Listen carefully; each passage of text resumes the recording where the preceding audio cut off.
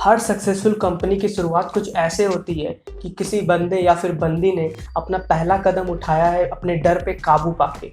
तो ये जो लाइन है मैंने पढ़ी थी इस किताब से जिसका नाम है 48 आवर स्टार्टअप, जो कि फ्रेसर डोहर्टी की है। फ्रेसर डोहर्टी कौन है? फ्रेसर डोहर्टी ने कई सारे बिजनेसेस किए हैं, जिसमें से उनका दो फेमस बिजनेस है जिसका नाम है सुपर जैम और बियर 52।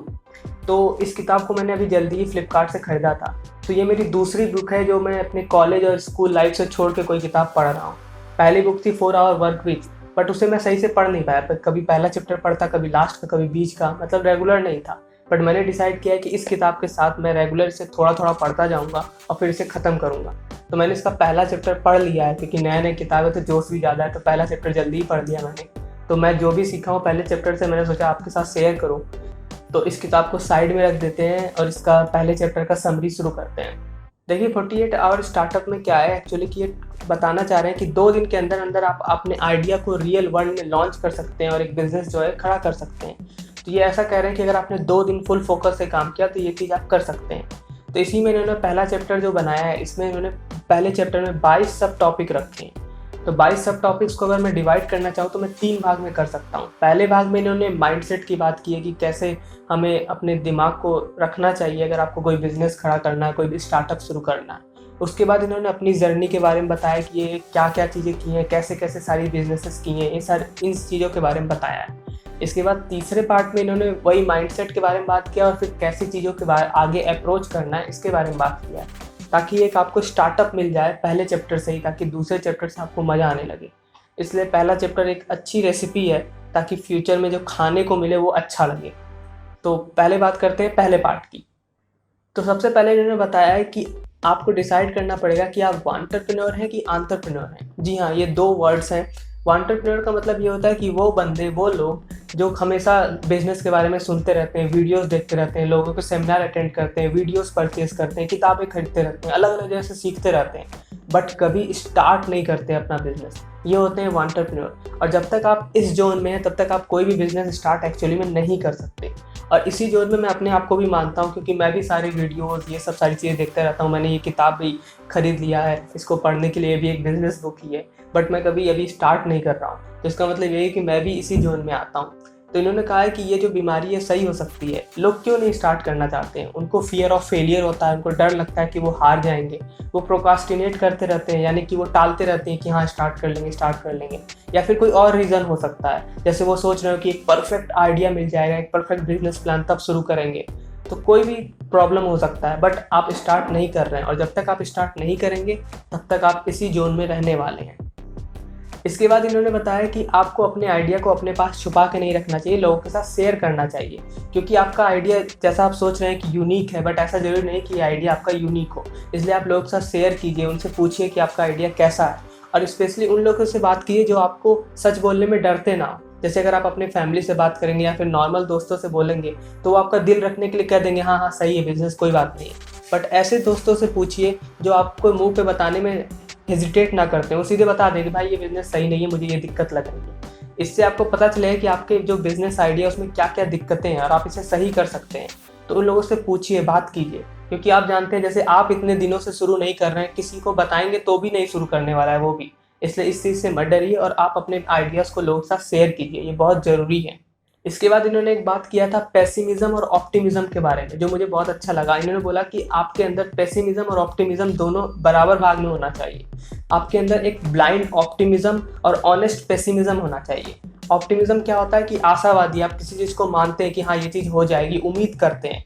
तो आपके अंदर होना चाहिए कि हाँ आप उम्मीद करें कि आपका आइडिया अच्छा है, बट उसके साथ साथ आपके अंदर एक पेसिमिज्म भी होना चाहिए, यानी कि आप उसको जो नॉर्मल लॉ हैं उसको देखने के, चेक करने के, छोटे मोटे टेस्ट करके देखने के, लोगों से पूछने के, उससे भी चेक कीजिए कि क्या ये सही है कि गलत है। लेकिन आपके पास दोनों के बैलेंस होना चाहिए। ये नहीं कि आप लोगों से बस पूछ ही रहे हैं, लोग कह रहे हैं नहीं नहीं चलेगा, कुछ लोग कह रहे हैं चलेगा, तो आप बस सोच रहे हैं कि होगा कि नहीं होगा। थोड़ा भरोसा भी रखिए अपने आइडिया पे। यानी कि दोनों अगर आपके बैलेंस में हैं तो आप एंटरप्रेन्योर से एंटरप्रेन्योरशिप में पहुंच सकते हैं। उन्होंने ऐसा कहा है कि अगर आपके अंदर ये दोनों चीज़ बैलेंस में होना चाहिए, यानी कि ब्लाइंड ऑप्टिमिज्म और ऑनेस्ट पेसिमिज्म आपके अंदर होना चाहिए। तो ये था पहला पार्ट। इसके बाद इन्होंने अपनी जर्नी की बात की है कि इन्होंने कैसे अपने सारी चीज़ें की हैं, क्या क्या किया है। तो इसकी बात करते हैं। तो इनकी जर्नी 8 साल के एज से ही शुरू हो गई थी। 8 साल के एज में इन्होंने पहले अपने घर में केक बना के अपने टीचर्स को बेचना शुरू कर दिया था। फिर उसके बाद 10 साल की उम्र में इन्होंने एक बिज़नेस का आइडिया सोचा कि क्यों ना मुर्गी फार्म खोला जाए। यानी कि उन्होंने देखा कि जो मुर्गी फार्म खोलते हैं उनके पास कुछ काम नहीं होता, वो मुर्गी से अंडा निकलता है उसे बेच देते हैं। तो उन्होंने कहा ये तो बहुत सही बिज़नेस है, इसको यूज़ करेंगे और अंडे बेचेंगे, कोई किसी को देना ही नहीं है। इसलिए बहुत ही रिक्वेस्ट करके जो फार्मर्स थे उनसे अंडे फ्री में ले लिए। फिर उन्होंने क्या किया कि जो केबल टीवी होता है उसके पीछे गर्म होता है जगह, इसलिए वहाँ पे रख के उन अंडों को हैच किया और फिर कुछ सप्ताह बाद ही उन अंडों से मुर्गियाँ निकल गई। फिर बाद में उन्हीं मुर्गियों से जो अंडे निकलते थे उसे वो बेचने लगे। बट फ्यूचर में कुछ महीनों बाद क्या हुआ कि कुछ जानवरों ने उन मुर्गियों को खा लिया और इनका बिजनेस जो है ये बंद हो गया। तो ऐसे करके इन्होंने इस बिज़नेस को ट्राई किया। उसके बाद ये बेकॉन के बिज़नेस में आए, बेकॉन बॉय बने। बेकॉन क्या होता है मुझे भी नहीं पता था, मैंने गूगल पे सर्च किया तो पता चला कि कोई खाने की आइटम होती है। बट मतलब ये था कि ये सेलर थे, मतलब हर घर घर पे जाके ये उस सामान को बेचते थे, इनका काम ये था।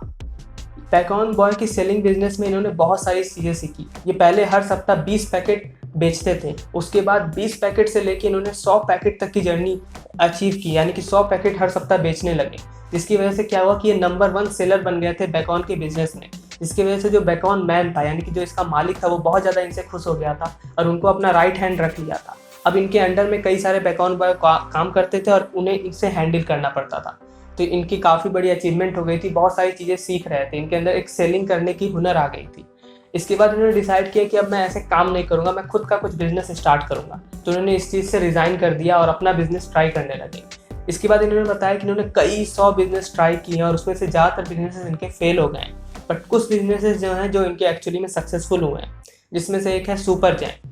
सुपर जैम इन्होंने शुरू किया था। इनके दिमाग में आइडिया है कि क्यों ना मैं घर पे ही फ्रूट के जरिए जैम बनाता हूँ और उसे मार्केट में बेचता हूँ। तो उन्होंने घर पे जैम बनाया और मार्केट में बेचा। तो रिव्यू आया कि जो जैम है वो बहुत ज़्यादा मीठा है। तो इन्होंने वापस आया, इनके दिमाग में आइडिया है क्यों ना मैं कंप्लीट फ्रूट से जैम बनाऊँ, यानी कि चीनी डालूँ ही ना। तो इस तरह करके इन्होंने कई सारे टेस्ट किए, एक्सपेरिमेंट किए और कोशिश किया कि जैम बना सके जिसमें चीनी ना हो। इस तरह इन्होंने जैम बनाया, फिर मार्केट में लेके गए। फिर एक दिक्कत आई कि इसमें लेबलिंग की दिक्कत थी, जहाँ से मैन्युफैक्चरिंग करवा रहे थे वो बहुत महंगा पड़ रहा था, बहुत सारी दिक्कतें आई। बट फिर लोगों ने कहने लगे कि अब आपका ये बिज़नेस नहीं चल पाएगा, ये बंद हो जाएगा। बट जो कस्टमर्स थे वो कह रहे थे कि आपका प्रोडक्ट में दम है, मैं आपसे ये प्रोडक्ट लेता रहूँगा। तो इसलिए उनको उम्मीद थी कि ये बिज़नेस चल सकता है। यहीं पे मुझे पेसिमिज्म और ऑप्टिमिज्म का बहुत अच्छा एग्जांपल समझ में आया कि देखिए यहाँ पे ज़्यादातर लोग मना कर रहे हैं कि अब ये बिज़नेस नहीं चल पाएगा, बट इनको उम्मीद है कि ये बिज़नेस चल सकता है। और साथ ही साथ कस्टमर भी कह रहा है कि मैं अभी आपसे प्रोडक्ट ले सकता हूँ अगर आप बाकी चीज़ें सही कर ले तो। इन्होंने बाकी चीज़ें फिर से सही करना शुरू किया। इन्होंने लेबलिंग सही की, दूसरे फैक्ट्री मेंबर से बात किया, अलग मैन्युफैक्चरर से बात किया, फिर सही से सारी चीज़ें लॉन्च की और उसके बाद इनका फिर सुपर जैम बिजनेस जो है वो चलने लगा अच्छे तरीके से। इसके बाद इन्होंने कॉफ़ी का बिजनेस किया, इनवेलप कॉफ़ी और फिर बियर 52।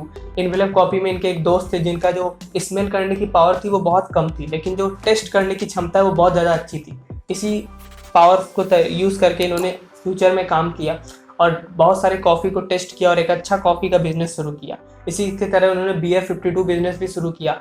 बियर 52 बिजनेस का सक्सेस का राज उनका ये था कि उन्होंने एक सब्सक्रिप्शन प्लान लेके आया। जहां लोग ट्राई कर रहे थे कि डेली बियर को बेचने की, वहां उन्होंने डिसाइड किया कि क्यों ना हम सब्सक्रिप्शन प्लान लेके आए। यहाँ पे उन्होंने बात किया कि हम ह्यूमन बिहेवियर को समझ चुके थे। ह्यूमन बिहेवियर क्या होता है कि अगर आप कोई प्रोडक्ट बेचते हैं तो वो आज खरीदेगा, कल खरीदेगा, फिर परसों उसका मन नहीं करेगा।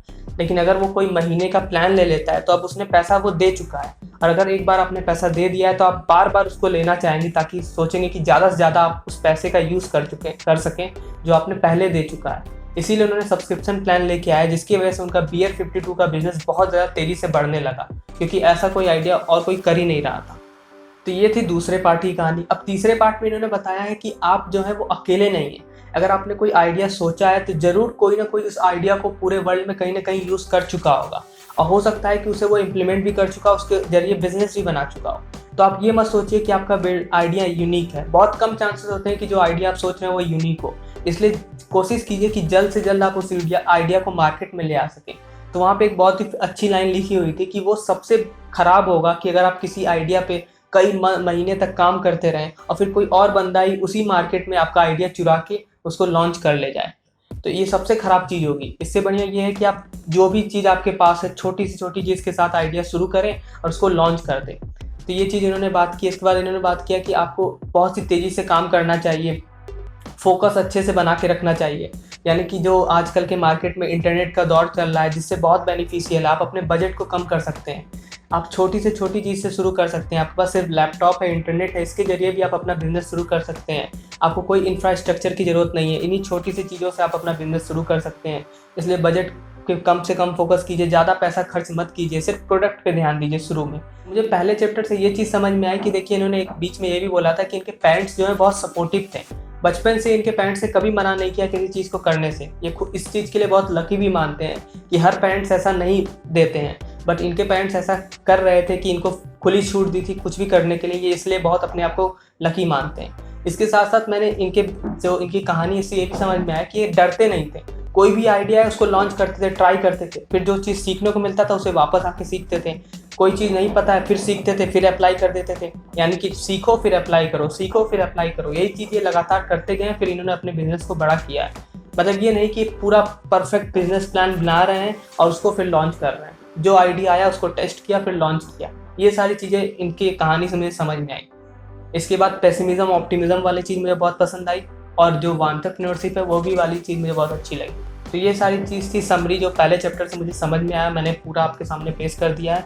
उम्मीद करता हूँ आपको ये सारी चीज़ें समझ में आई होंगी और अच्छी लगी होंगी। तो आगे भी मैं चैप्टर ऐसे ही पढ़ता रहूँगा, और जैसे ही चैप्टर 2 और चैप्टर 3 ख़त्म हो जाएगा तो जो मुझे समझ में आएगा वो मैं आपके साथ ज़रूर शेयर करूँगा।